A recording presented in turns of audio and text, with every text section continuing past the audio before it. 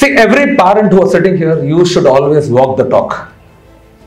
நீங்க என்ன உங்க குழந்தைக்கு சொல்லி தரணும்னு நினைக்கிறீங்களோ அதை நீங்க முதல்ல 100% வேணாம், 90% வேணாம், 50% வேணாம், அட்லீஸ்ட் ஒரு 10 to 15% we have to follow.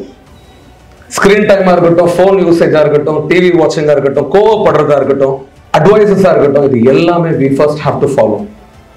Then only we can tell our kids, students கிட்ட, பசங்க கிட்ட, நீங்க இது பண்ணலாம் அப்படி பண்ணலான்னு. எந்த குழந்தைய நான் தூக்கணும், நான் அம்மா அப்பா கிட்ட கோவப்பட்டு கெட்ட பேர் வாங்கணும், நான் ஸ்கிரீன் டைம்ல போயிட்டு கீழே விழுந்துடணும், நான் தப்பான ஃப்ரெண்ட்ஸ்குள்ள போயிடணும், நான் தேவையில்லாத பக்குவம் இல்லாத செயல்களை செய்யணும்னு சொல்லிட்டு no child wants.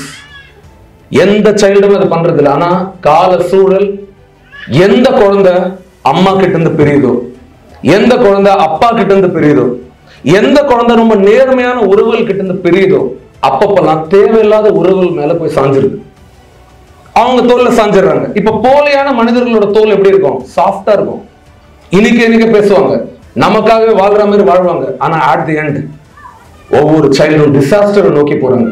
சரி, உங்களோட மோஸ்ட் பெஸ்ட் ஃப்ரெண்டா உங்க சன் இருக்கலாம், மோஸ்ட் பெஸ்ட் ஃப்ரெண்டா உங்க டாட்டரா இருக்கலாம். இங்க வெறும் ஃப்ரெண்ட்ஷிப் மட்டும் வேணாங்க. Every parent should earn respect. மரியாதையை சம்பாதிக்கணும் ஒவ்வொரு குழந்தை கிட்ட இருந்தும். இவர் எங்க அப்பா அவர் உண்மையாவே மதிக்கிற மனுஷன், நம்ம எல்லாருமே மதிக்கணும். எங்க அம்மாவுக்கு மேல எனக்கு மரியாதை வருது. Because you see, my child should love me. என் குழந்தை என்ன லவ் பண்ணணும். வெறும் லவ் மட்டும் பண்ணி உங்க குழந்தை லைஃப்ல ஜெயிச்சிட மாட்டாங்க. ஒரு பயம் அப்பா அம்மா கிட்ட இருக்கணும், ஒரு மரியாதை அப்பா மேல இருக்கணும், அம்மா மேல இருக்கணும். சரி, கல்ச்சரல் சேஞ்ச் ஆயிடுது, என்ன ஒன்னாலும் மாறலாம், ட்ரெண்ட் மாறலாம், துணிகள் மாறலாம், எல்லாமே மாறலாம். பட் அட் தி எண்ட் பாரம்பரியம்னு ஒண்ணு இருக்கு.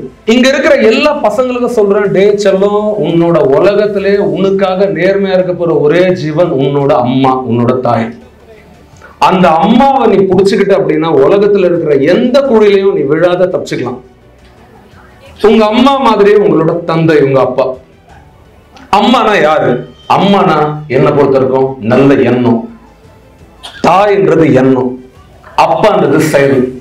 எந்த மனிதனுக்கு நல்ல எண்ணமும் நல்ல செயல் இருக்கோ அவனை யாராலையும் தோக்கடிக்க முடியாது.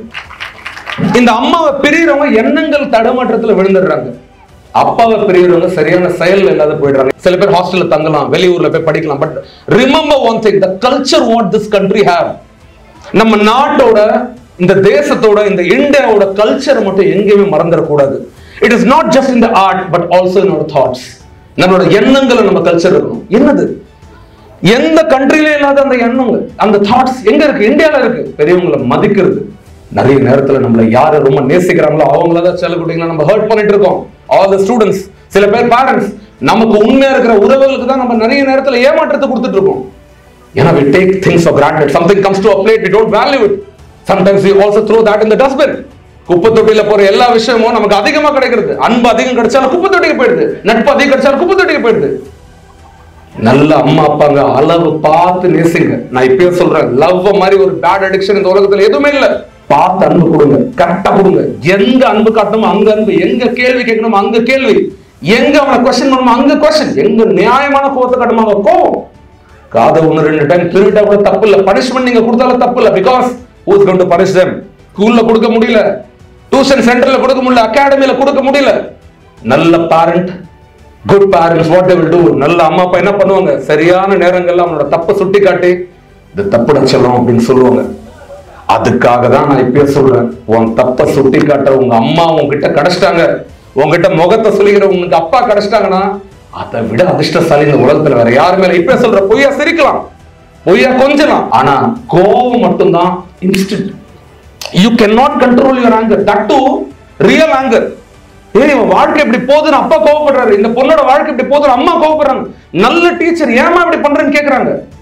கோவத்துல மட்டும்தாங்க தூய்மை இருக்கு இந்த உலகத்துல, வேற எல்லாத்துல கலப்படம் வந்துருச்சு.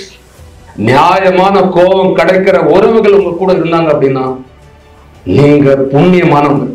நேத்து நீ வேணா குறை சொல்லலாம், இன்னைக்கு நீ விட்டனா நாளைக்கு இதை உட்கார்ந்து குறை சொல்லலாம். ஆனா குறை சொல்றதுக்கு இந்த வாழ்க்கை வேணாண்டா.